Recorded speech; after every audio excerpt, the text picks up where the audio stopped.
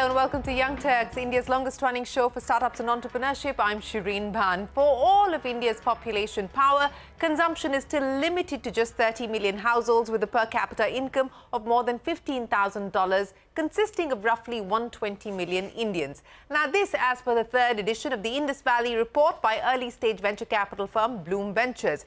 It is these 30 million households that pretty much pay all the direct taxes. That is 1.5% Indians pay India's income tax in entirety. They own all the personal cars, credit cards, make most of the mutual fund and stock market investments as well.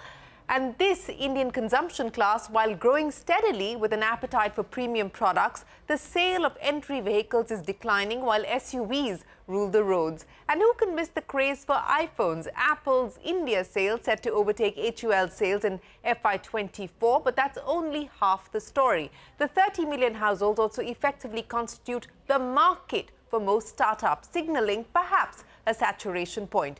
75% of our retail spend still go towards necessities, and with per capita GDP still at about $2,500, Blume estimates that discretionary spending has only grown marginally from 21% of consumption in 1999 to 29% in 2022-23. Now, India's consumption is under-indexed in several categories, from cars and ACs to refrigerators and domestic air travel. Having said that, India's fintechs have certainly played a part in expanding the consumer class by expanding the credit market, bringing in new credit borrowers. But the quality of the borrowers market is also with its limits. Cash burn fueled category building has taken a back step, with venture funding in India dropping to pre-2017 levels. It raises the question, have Indian startups hit their growth ceiling? Well, the Indus Valley Report says it depends on where you look. It says we are seeing a wave of consumer tech startups emerge, attacking distinctly Indian use cases and monetizing via microtransactions. Digital native brands continue to do well. Quick commerce players Blinkit, Instamart and Zepto are global outliers, and distinct India-only models, be it in dating, OTT, spirituality, elder care, and most importantly, manufacturing, are the frontiers of the future. With the ads business taking off, the report emphatically concludes that Indian startups are evolving distinct playbooks for growth. Thanks very much for joining us on this special edition of Young Turks. I'm Shereen Bhan, and with me to encapsulate the exhaustive report in the next 20 minutes or so and help make sense of this study of the future of Indian startups, I'm joined by the author Sajith Pai, partner at Blume, and also Karthik Reddy, co-founder and managing partner at Blume Ventures. Sajith and Karthik, many thanks for joining us. Sajith, let me start by asking you, between the last report of 2023 and this report, I want to ask you, what has been the big revelation that the data has thrown up for you, Sajith? Yeah, I think it has to do with playbooks. You covered exhaustively the report. I would say on the macro front, not much has changed. The households, the 30 million households remain, pretty much where they are. They've got richer, but I would say that on the macro front, not as much has changed. But what we're really seeing is, I think, on, I would say, the playbooks front, I think there's been a sharpening of the playbooks by Indian startups. UPI AutoPay in particular has been a revelation. And I think startups have started using that to a far greater degree. They've started leveraging some of the DPI infrastructure, digital public infrastructure. Namayatri, for instance, is a great example of that. So I would say it's really on the playbooks front, Shereen, that we've really seen a distinct change and evolution. Yeah, and I will get Karthik to build on that as well. Karthik, just build on what we heard there from Sajith in terms of the playbook building and what's interesting and what's distinct when we talk about what's happening in the Indian startup ecosystem today. And to take that further, I want to focus on what we are seeing happen on the fintech side specifically, not the regulatory headwinds, but really whether we are hitting some sort of a saturation point or a ceiling there. Because even when we talk about the payments ecosystem, everyone now trying to get a piece of the e-commerce pie. What do you see as the story there? So playbook, and then specifically what's happening on the fintech side. Thanks, Shereen, and I agree with Sajith. I think that's the most rapid, comprehensive summarization that you did in those few minutes. But specifically to your question, I think India has been a market where you can't force shift discretionary spending at the pace that you want to fund startups. So you simply can't say, I'll give you more money, go and increase the profit pool, start growing faster. So what we've noticed consistently over the last 12, 13 years is that somebody who's in a sector tries to improve the profit pool by increasing the value chain, part of the value chain that they can grab. So it's always adjacencies. So somebody starts off as fintech and ends up in commerce. Somebody starts in commerce, ends up in fintech. Somebody starts in supply, in consumer front end like a lens cart, but ends up having to back end its entire manufacturing in the world's largest plant in Rajasthan. And so essentially the margin structures, if you want to get past those 30 million household or those, India 1, India 2 universe of 250 million, if you want to get past that, then you have to go and become even more efficient in how you deliver. And historically, the DPI infrastructure it's not new, it's been there for 6 to 8 years, but how to leverage it better and better to access those customers and reduce cost of distribution almost close to zero. That's the new regulatory playbook that we're seeing in India. So if you have to get past, India 1, India 2, you have to be able to milk the DPI plus geo infrastructure that the government and Mukesh Ambani have given us, right, as at least as a starting point. And I think that's evolving very rapidly, and which is why I think we build very differently from what's been considered a China playbook or a US playbook, which doesn't necessarily apply to us. Because as Sajith said in his report, there are many ways to look at the data, but you're not going to be able to grow those 30 million households fast enough. And there's enough empirical evidence to show that will go at a steady pace because discretionary spending doesn't accelerate as much as we would like it. Yes, even though there is a lot of talk about this being the consumption decade and so on and so forth, you're absolutely right in caveating that we need to be mindful of the kind of growth we can expect as far as discretionary spends are concerned. But Sajith, back to Karthik's point there, on building or leveraging the power of the DPI, which has been work in progress for the last several years now. But, what that's doing as far as capturing adjacencies are concerned. I mean, I was talking to the gaming guys, microtransactions, in-app purchases, surging on account of microtransactions. So what are you seeing happen on account of being able to leverage DPI, leverage UPI, etc. at this point in time? How is that definitively changing playbook and opening up adjacencies? On monetizing via microtransactions, we've seen two distinct playbooks. One would be the likes of, say, a Pocket FM, for example, or a Coco, which is really looking at, I would say, very small ticket items. So maybe creating an internal wallet of coins and then allowing people to kind of use that against specific in-app purchases. So the gaming ones you mentioned, I would say Dream11 and Pocket FM, for example, would be great examples of that. On the other hand, UPI autopay, and we've seen surging mandates on UPI autopay. And UPI autopay really enables you to drive retention. So Stage, one of our portfolios, has seen about 100% of its kind of customers, new users, now come through UPI autopay. So UPI autopay is great for subscriptions. So these are two kind of distinct models that are evolving in the microtransaction space, and different startups are choosing to use either of these depending on how it fits into their product strategies. Specifically on microtransactions, this is what we're seeing. The other interesting one on DPI has been the account aggregator framework, which allows lending, and that's a very interesting story that's evolving. And in the coming year, we would see ONDC rolling out credit, and we're going to see that kind of grow on steroids.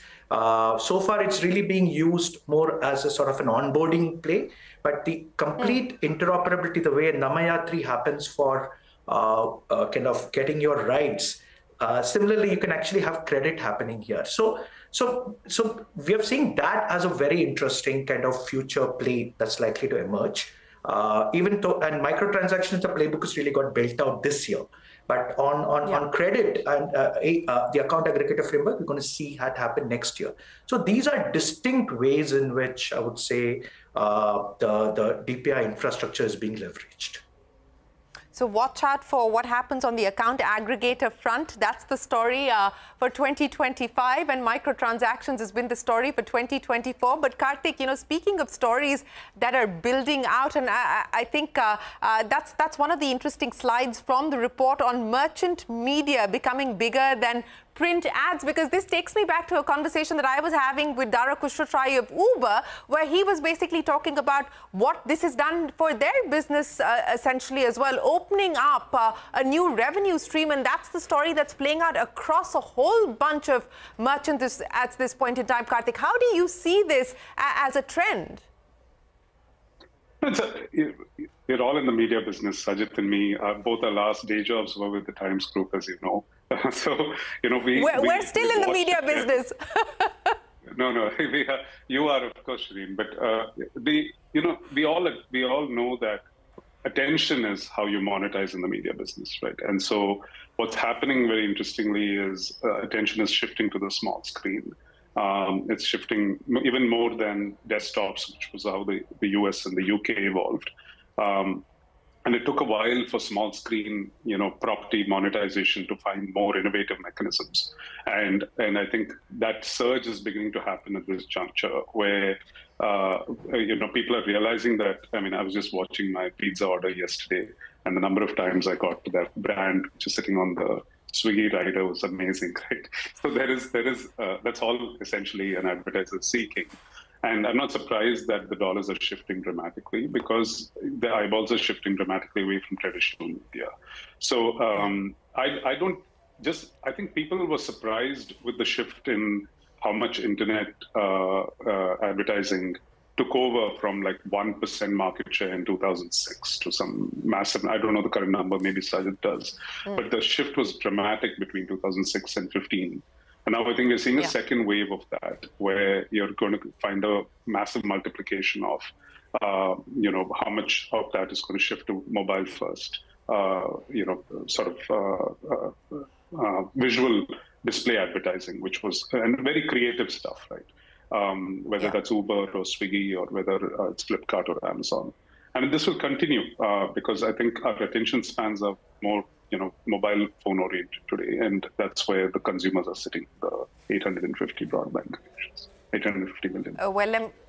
Let me just plug CNBCTV18 is available on your mobile phones, on the app, on Instagram, on Twitter, on YouTube. So we are quite literally out of the box as well. But Sajith, coming back to you, and again, this is something that has emerged as a trend through 2023, the rise of the SME IPO. And while there are some concerns linked to the kind of frenzy that we've seen on that side, but you asked the question, is this the new growth round? Is it?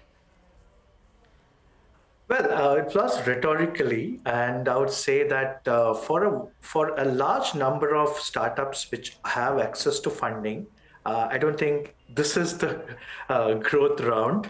But I would say that there are a certain number of startups which do find it hard to kind of access the kind of capital that, say, Lenskart would be able to raise. So in that context, when you're finding it very hard to raise a large round, or you're not loved as much, this becomes a very powerful way. And if you look at it, Shereen, the amount of money raised last year in the SME IPO was 10% of the main bourse. So it's rising. And if in the last 5 years, if you actually look at it, the SME IPOs, yes, clearly it's been a buoyant last 5 years, and they've benefited from the liquidity that's awash. But they've really been able to deliver much better than the main bourse IPO. So in all likelihood, we find that the receptivity to a company, that's typically if it's a startup or even if it's a slightly old school play, we are likely to see far better receptivity. And there's a deepening of the SME IPO, barring, of course, anything untoward that's happening. And if the liquidity was to continue, we would see this growing. It's not for everyone, but for a certain kind of, I would say, startup, this would be a very, very attractive way to kind of list and get liquidity for itself. Yeah. Well, speaking of receptivity and listing, Karthik, let's extend that to the main board now. And, you know, we do have a pipeline of celebrated names looking at IPOing through 2024. But given where the markets find themselves, as well as where the large Indian startups find themselves and the sort of surround sound at this point in time, how do you see that impacting confidence and receptivity? I think if I were the regulator, and it seems quite clear from some recent actions, I think they're a little wary after that first mini boom that happened in 21, followed by a little bit of a suppression of that market. In fact, that would be an understatement, right? A lot of them got plundered by the market for brief moments of time until they actually had to prove their worth in the public eye, in public domain. So Zomato's comeback story is fantastic. The Policy Bazaar turning profitable. Nykaa is almost back. So the stories, I think, are giving confidence, but I think the regulators vary about what they let out in the large caps per se. These are all large caps, right? Anybody is a unicorn, and little more than a unicorn in India becomes, you know, late mid cap, large cap. And so there, I think there's going to be more scrutiny, I would argue, and you can see some big pullback as well. But if everything is clean and you have a shot at being profitable and it's not a messy cap table or balance sheet, I think there's no better time in some sense. Of course, market vagaries will continue pre-elections, post-elections. But if the solidity of the business is there, I feel I've always maintained, I might change my view 3, 4, 5 years from now, but I feel there's such a short supply of good technology stocks in the market that the market is waiting to induce them into more and more portfolios, right? Induct them into more portfolios. So basically, that opportunity exists for whoever wants to take lead in any space. These are all, you know, market leaders in their spaces because there's nobody else who's public in that space. So recently, I found myself quizzing the two big edtech ones, Upgrad and Eruditus. One of them is thinking of moving back to India, and they still feel 2-3 years away from their public issuance at the least, right? I was telling them, please hurry, because then everybody can peg their valuations to you guys, because you're the leaders in the market, and we need to see that for a chain reaction to begin. And I feel that's, you know, the analysts in the public market need to understand these business models, not one by one, but en masse. So I feel that's the main boss piece. And on the SMB piece, I feel, just to add to what Sajith said, the one risk is that in India, the SMB market is also sensitive to a borderline profitability or a path to profitability. So it's not for most venture funds, venture-backed companies which have not figured out how to turn profitable. Ironically, as a main boss company, you can actually go public if your business model is well understood, you're a market leader, and you're actually on a path to profitability. Today, the analyst universe understands that you're the best in class and they will actually back you in the markets. That is much tougher in the SMB market. So the SMB market is more, you know, relevant for someone whose profitability / size is considered a little less attractive to the venture market, but yet can actually go and continue being profitable for 5 years or 10 years after they go public. Yeah. So the two that went from our portfolio are seeing the benefits of that. Whereas in the large markets, I think you want to be a category leader or a category number 2 that can be pegged to a category 1 in the public markets for you to be a great outcome and a great, you know, show after you list. So a lot of demand, in my view. It's just a matter of time, not if, but when all of these will list and create a very vibrant tech sector index in public markets. Well, we'll have to wait to see how that plays itself out. But you know, speaking of indexing, and Sajith, I want to come back to you because this has been a perennial challenge in India, the fact that we continue to be under-indexed on R&D spends, on innovation. As you look at the playbook building out, and you said that, you know, it is going to be distinct for India, I mean, how much of this is going to be driven by innovation? How much of this is going to be driven by R&D and the moats that one can build on account of that? What do you see on that front at this point in time? Because we really haven't seen much change, even as far as the large companies are concerned, when we talk about spending on R&D. Yeah, that was an interesting finding when we looked at the data and found that Indian private companies underinvest in R&D, and a lot of the lower numbers actually come from the private sector underinvesting. which we've seen that in the gross fixed capital formation side as well. And it's actually fascinating how that parallel kind of plays itself out. There's only so much that the government can do to kind of drive that.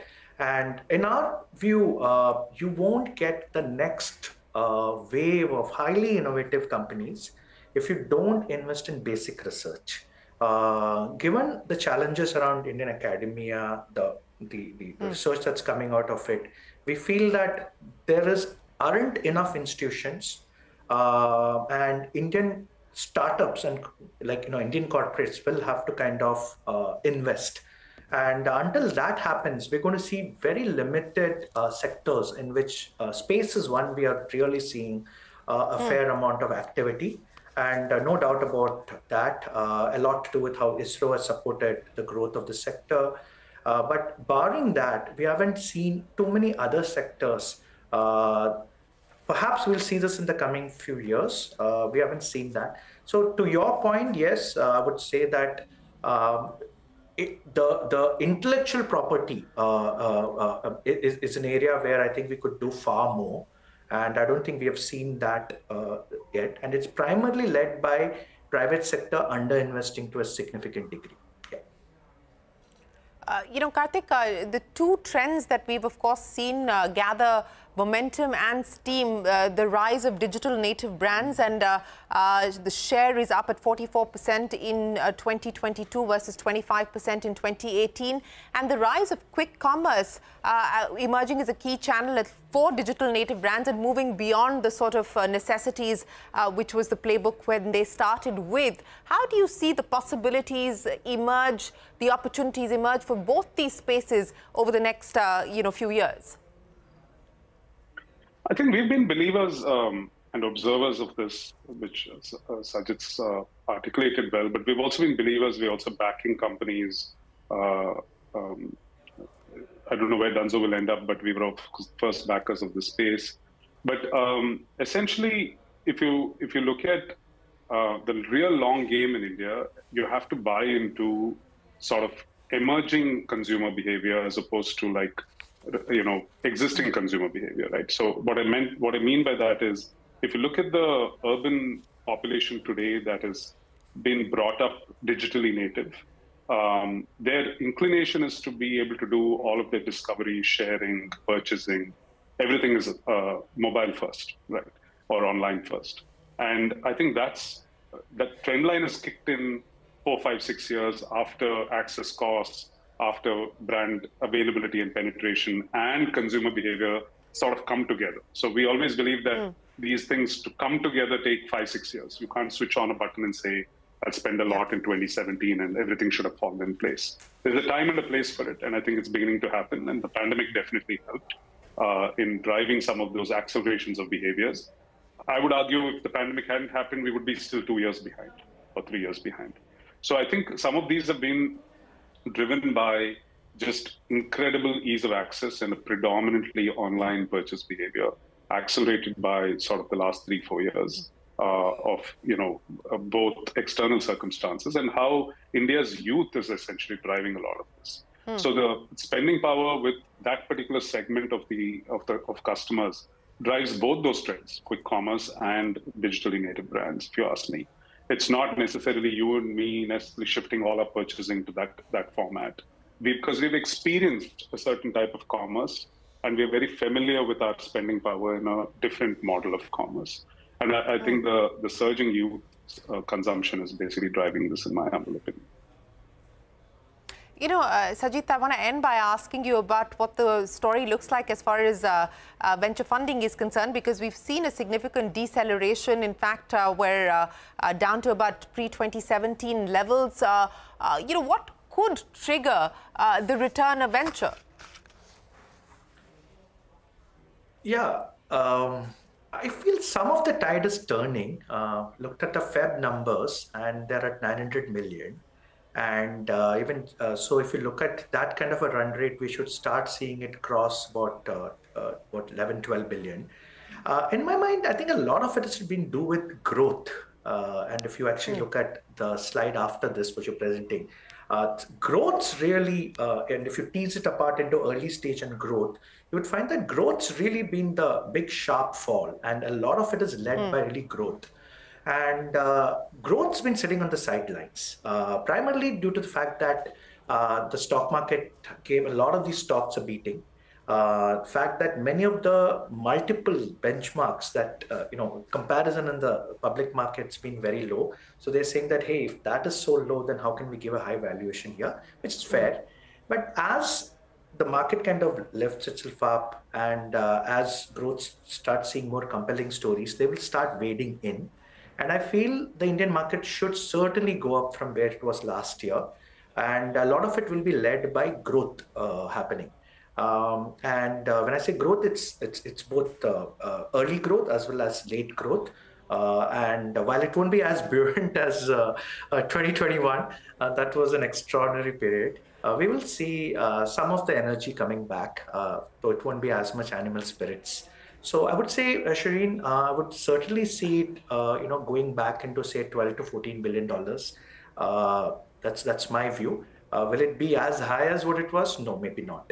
But fundamentally, it's led by the fact that growth investors have been very, very cautious, and they now want to invest only in really good ones, good companies. Yeah. Well, we will wait to see the return of animal spirits, if at all, through 2024 or post that. But Sajith and Karthik, we can't do justice to all the wonderful nuggets that the report highlights. We hope we've done a little bit, but we will, of course, continue to track this and continue to talk to the two of you on the many trends that have emerged and what it means for India's startup ecosystem. But as always, many thanks for joining us here on this special edition of Young Turks. Karthik Reddy, Sajith Pai, thanks very much. We will take a break. There's a lot more coming up. Don't go anywhere. We're back in a moment with more.